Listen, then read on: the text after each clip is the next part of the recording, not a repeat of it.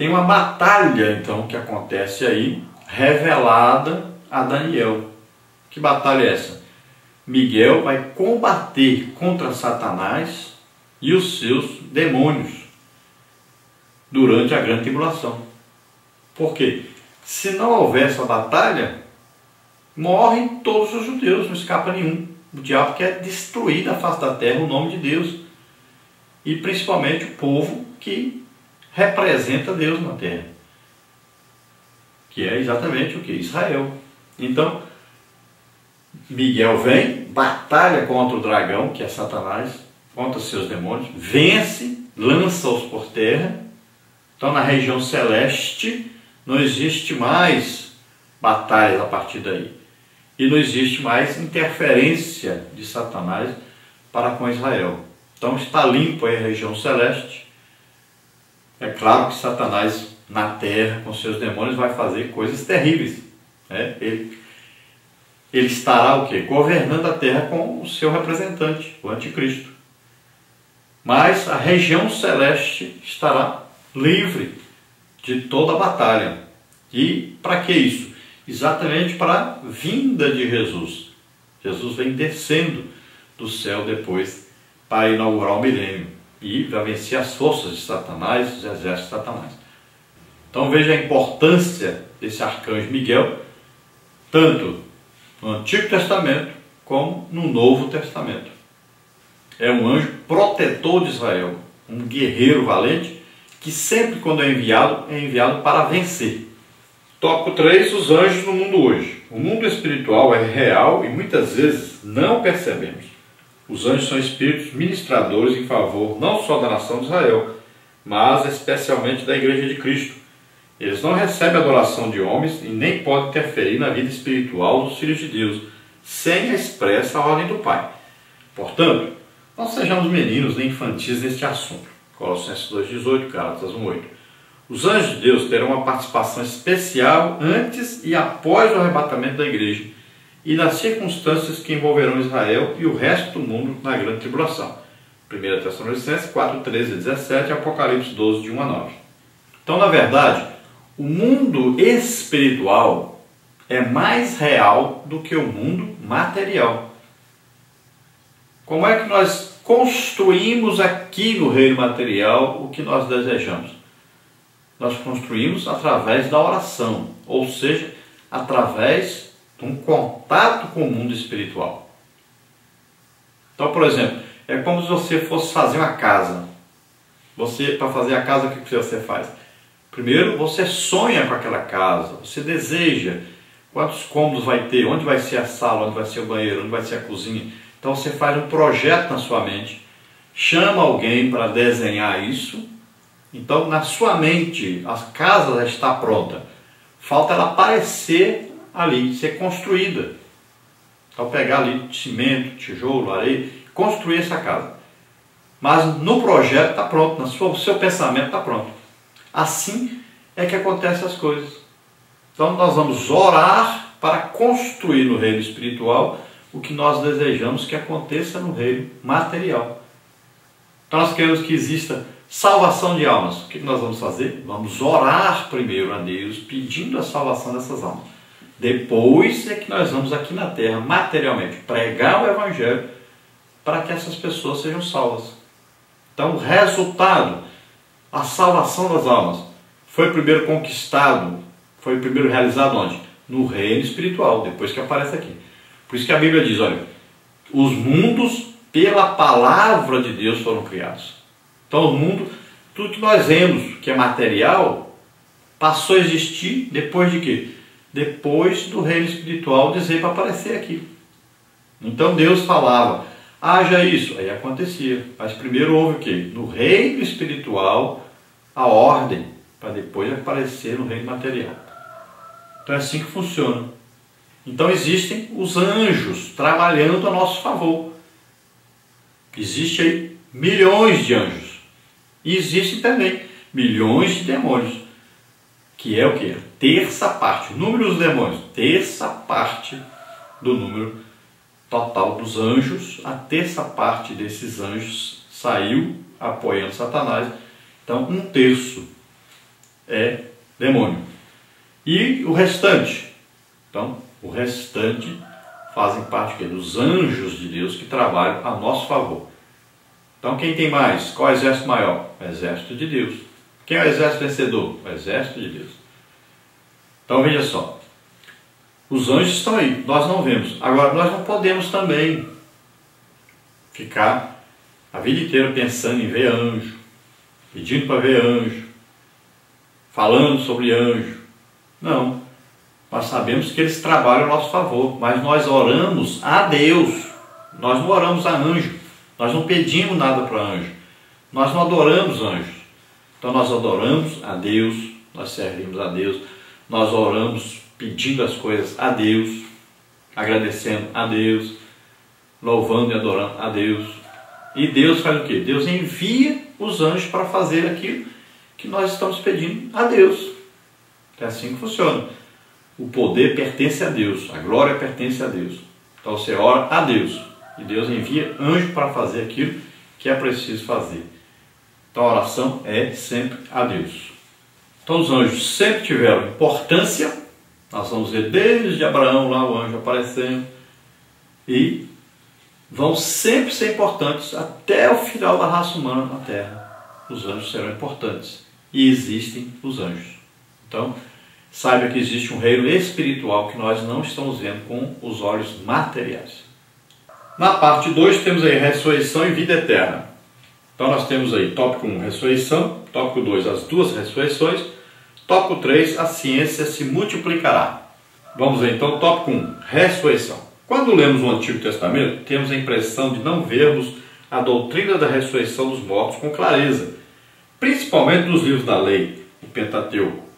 Entretanto, aqui Daniel não nos deixa dúvidas quanto à veracidade dessa gloriosa doutrina, e muitos dos que dormem no pó da terra ressuscitarão, uns para a vida eterna e outros para a vergonha e desprezo eterno. Então veja bem, quando nós estamos lendo o Antigo Testamento, a gente quase não encontra falando sobre ressurreição. Encontramos alguma coisinha lá em Jó, alguma coisinha em Isaías, os Salmos, né? É uma coisa pouca que nós encontramos. Mas uma coisa assim, não bem clara. Então não é uma doutrina muito vista, muito reconhecida no Antigo Testamento.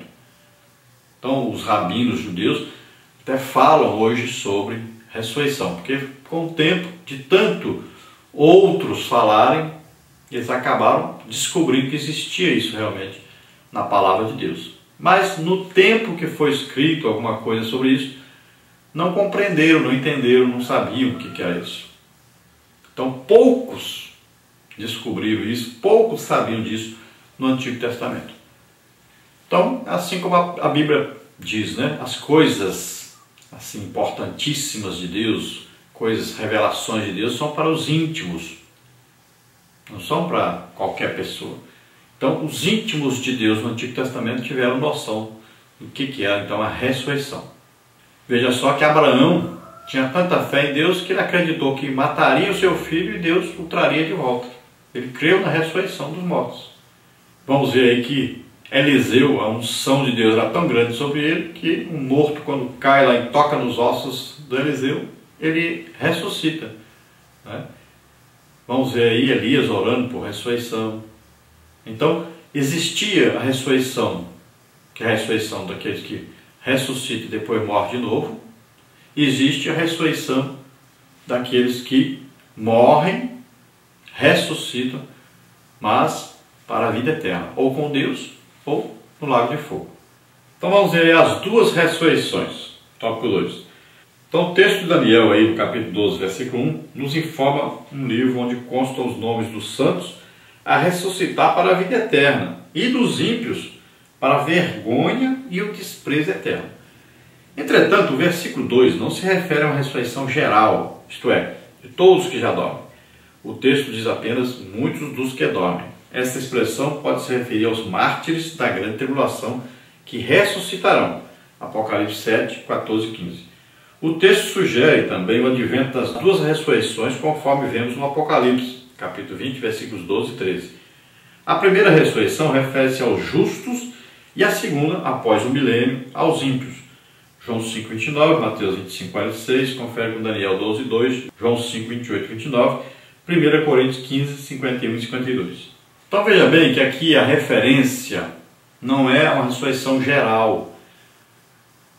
Então, primeiro que se é falado no capítulo 12, é falado a Daniel sobre a ressurreição de muitos durante a grande tribulação. É evidente que aqueles que morrerem por não aceitarem o sinal da besta, não aceitarem o sinal do anticristo, eles serão justificados. Morreram, mas vão ressuscitar.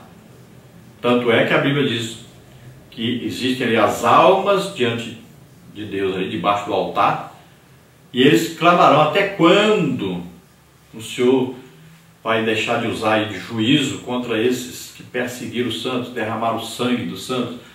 Então essas almas ali daqueles que morreram durante a grande tribulação. Deve ter perguntado: quem são essas almas? E a resposta vem dizendo: esses são aqueles que vieram de grande tribulação. Então durante a grande tribulação muitos vão morrer. Não só judeus, mas pessoas que não são judeus, que não vão aceitar a marca de Satanás. Muitos deles vão morrer e vão ressuscitar. Então aí uma ressurreição durante a grande tribulação. Veja só que é importante saber isso, entender isso. Então, quando começar o milênio, existirão milhões de pessoas que são gentios, mas que se converteram, e existirão os últimos judeus, que também vão entrar para o milênio. Então não vai pensar que o milênio é só para os judeus. Não existe isso. Não existe esse ensino na Bíblia. Tá? Então o milênio é tanto para os judeus que estavam sendo cercados pelos exércitos inimigos, estavam ali quase morrendo, e também para todos os gentios que se converteram durante a grande tribulação, e para aqueles também que não se converteram durante a grande tribulação, mas apoiavam Israel, tinham esperança em Deus. Não tinham se convertido ainda, mas durante o milênio, esses, alguns vão se converter e outros não, porque no final do milênio, Satanás será solto e muitos vão escolher ele.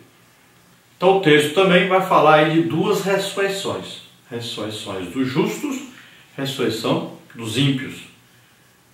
Então fala de duas ressurreições. Então, para mim, existe aí duas etapas da ressurreição dos justos e existe uma etapa só da ressurreição dos ímpios. Por quê? Porque para mim existe a ressurreição daqueles que morreram antes do arrebatamento da igreja, e existe aí aqueles que morreram durante a grande tribulação, e existe aqueles que morreram durante o milênio. Como está separado aí uma ressurreição da outra, 1000 anos, então eu acredito que a primeira ressurreição são todos os que morreram até o dia final da grande tribulação, participam da primeira ressurreição. Agora, separados de uma coisa: igreja, aqueles que morreram justificados, aceitaram Jesus como Senhor e Salvador, estão no tribunal de Cristo. E aqueles que morrem durante a grande tribulação não participam do tribunal de Cristo, que já acabou o período do tribunal de Cristo. Foram 7 anos de grande tribulação aqui embaixo, 7 anos do tribunal de Cristo lá em cima. Então foi realizada as bodas do Cordeiro. Agora esses que morrem durante a grande tribulação, eles são justificados, mas não fazem parte da igreja, não recebem galardão. Mas para mim eles participam então da primeira ressurreição, porque a Bíblia é bem clara em dizer que existe 1000 anos separando essa primeira ressurreição da segunda.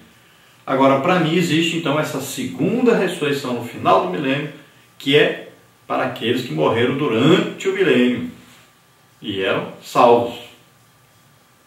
Agora, existe a final ressurreição, que é a segunda ressurreição aí, que fala da ressurreição para a morte. Então, essa ressurreição para a morte eterna, para ser lançado no lago de fogo e enxofre, aí é de todos os que não aceitaram Jesus como Senhor e Salvador, de todos aqueles que não foram justificados, de todos aqueles que não têm o nome escrito no livro da vida. Então essa ressurreição final aí